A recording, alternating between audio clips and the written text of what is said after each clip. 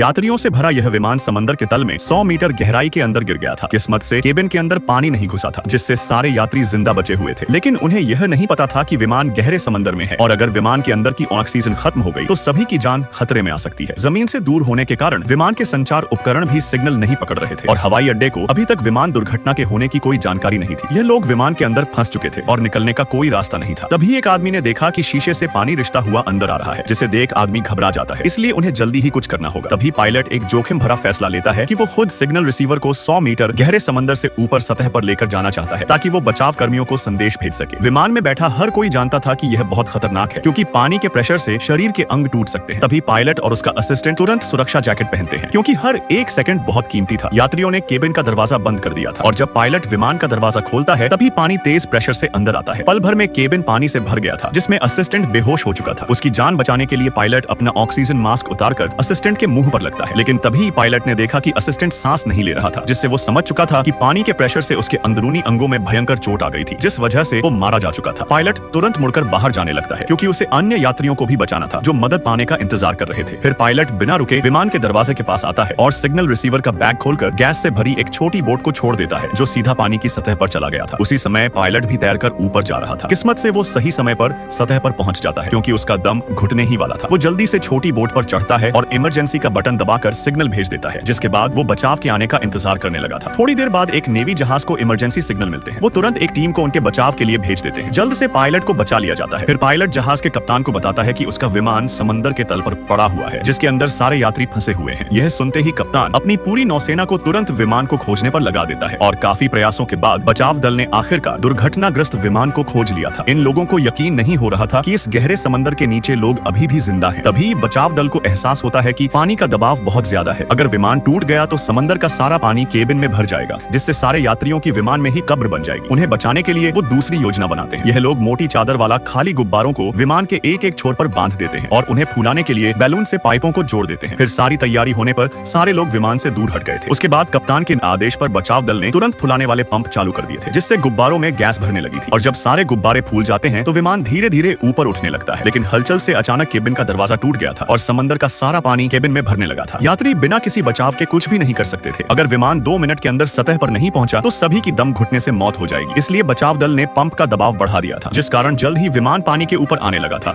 जिससे केबिन का पानी बाहर निकलने लगता है। तभी सारे बचाव कर्मी तुरंत विमान की तरफ दौड़ते हैं और यात्रियों को एक एक करके विमान से बाहर निकाल लेते हैं, जिसके बाद विमान फिर से समंदर की गहराइयों में डूब जाता है।